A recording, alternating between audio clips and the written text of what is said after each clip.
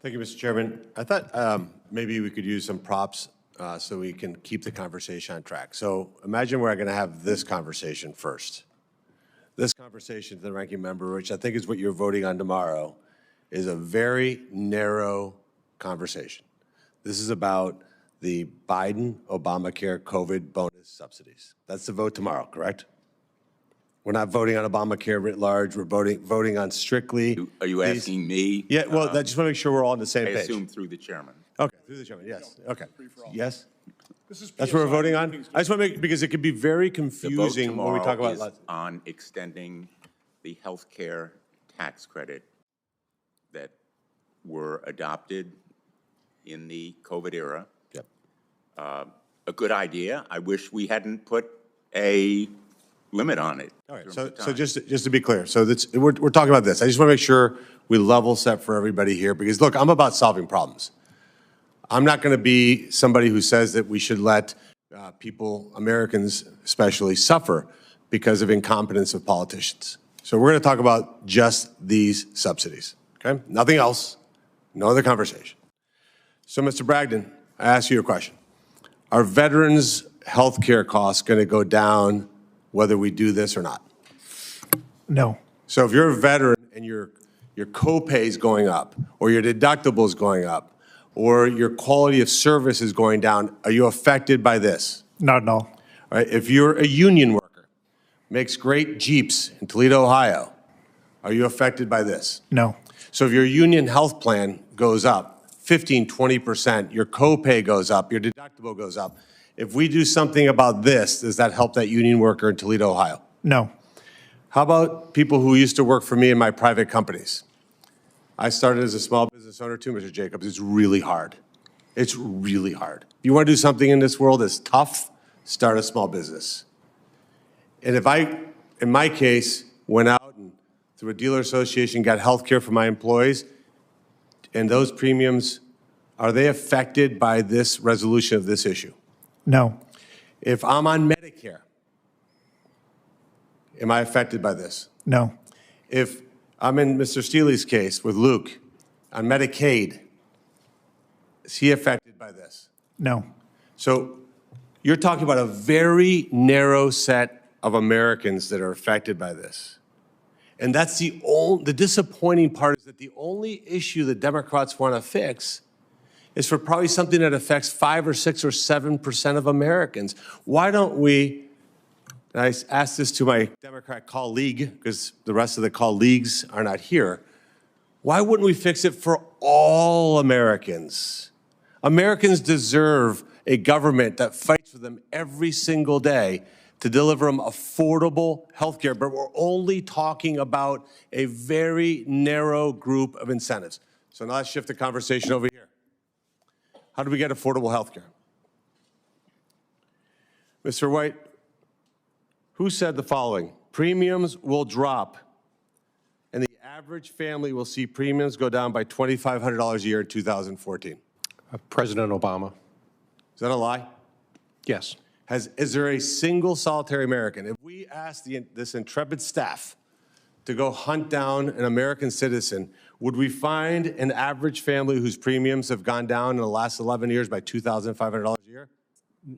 I can't think of a case, not in the individual market, It'd no. be impossible. Any market, by the way. Probably any market. Right, so the ranking member mentioned a family making $66,000 a year. There's no scenario on earth in which they saved $2,500 a year. No. Correct? Okay, so that's good. You said something that was interesting, Mr. White. You said that Obamacare has been fantastic for health insurance companies. I want to quantify that. Yeah. Would it surprise you to know that the stock price of United Healthcare in 2015 was $115 a share, and last year it closed at a record high of $611 a share? Not at all. So Jacobs, that's pretty good for a business guy, right? I mean, 5 times the value of your business. Let me put that in further numbers. United Healthcare used to be a $108 billion enterprise back in 2015. That's a big company, $100+ billion. Would it surprise you that it's almost a $600 billion company? Not at all. Now, those numbers are so outrageously high, it doesn't mean anything. Let me just quantify them for people watching. Ford Motor Company is about a $50 billion company. It's 12 times the size of Ford Motor Company. In fact, it's pretty much every car company with Tesla excluded combined is United Healthcare in 10 years because of Obamacare. Never have we enriched companies the way that Obamacare has enriched healthcare insurance companies at the cost to the American people. And it's a disgrace. So let's go through solutions. Mr. White, are people who enter this country illegally eligible for Medicare, Medicaid, or the Obamacare exchange? They're not, right? They're not eligible. Right? They can't go get an Obamacare premium. They can't get a Medicare card, but they can go into our hospitals and get treated at no charge, correct? Correct. And when you own a business and you give part of your services for free, is it really free or do you really charge everybody else? It gets charged to everyone else. So 10, 12, 15 million people who enter this country illegally, presumably with a lot less healthy than American citizens, would have massively increased the cost of our health care. Is that true? By billions and billions of dollars. Big transfer payment from American citizens to non-Americans. Would transparency make a difference? If you came into one of my dealerships and I didn't tell you what the price of the car was until 60 days after you took delivery, would you do that deal? No, sir. Are you sure? I'm positive. Okay. Well, do you think transparency matters? I mean, knowing, by the way, how much an MRI is. In fact, you're a pretty good expert, you and Mr. Bragdon. How much is I'm going to play pickleball tomorrow morning, and there's a pretty good odds that I could hurt my knee. I hope not. What would it cost me to get an MRI? So I just paid cash for an MRI last year in Naples, Florida, and it was about $230. And if I went to my health care plan that I get from the United States Senate, my deductible, I think, is like 12 grand. What would I pay for that MRI at the hospital? I'd pay the full boat and pay my deductible, right? Which would be how much? I suspect that they would have negotiated a really good deal for you, probably like $900 or $1,200. So I'd pay $1,200. I could have gotten it for $300. I pay it. Now, when will I know? Like I walk in and they say, hey, I'm sorry about your knee. It's going to be $1,200.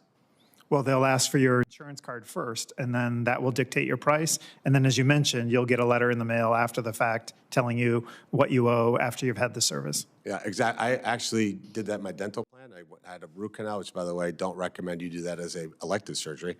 And I got a bill for $4,600. I almost fell off my chair. Because, again, they billed the insurance company declined it. So for Mr. Jacobs and Mr. Lehman, would association health plans work? Like, would you love to be able to go to Costco or Amazon or Walmart and be able to buy competitive health care where you can empower yourself and your employees and your businesses to shop? Would that make a difference? Would that save money? Yes or no, real quick, because I'm out of time. I'm going to get the 30% premium reduction. So why don't we do that? Why don't we do association health plans? Solve this problem for everybody. How about PBM reforms? Should we do that? Why don't we do that? Let's make that happen. Let's not shut down the government over this. Let's work together to solve the entire problem. Let's do that. Let's get together. Let's show the American people we're able to govern. Can you imagine if tomorrow morning the American people woke up and go, my God, the leaders in Washington, D.C. are able to govern and solve our problems? Would having most favored nation status for drugs lower the cost of health care, yes or no? Yes. In fact, Cross-state shopping, would that help? Reducing administrative costs, would that help? Tort reform, would that help? Putting money in health savings accounts? Why don't we do all these things? Instead, what we do is we do performative outrage and managed failure of votes that we go on and say all kinds of nonsense, knowing there's no chance your bill's passing tomorrow. But do you want it to pass? Or do you just want to have a political issue so you can continue to get reelected? It's disgusting what happens in this town. It's why I ran for office. And I hope we could find it in our hearts to actually solve this problem for the American people. But the lack of seriousness, as displayed by the fact that you called a hearing and not one Democrat other than the ranking members even here to listen to this testimony. Mr. Jacobs, Mr. Lehman, I empathize with you. I'm a small business owner. Let's solve this problem. Let's make that happen. Thanks, Mr. Chairman. Thanks, Senator Moreno. By the way, on PBM reform, I'm all for it when we come up with reform that the big pharma is not pushing. There's something wrong there, but haven't quite figured that out.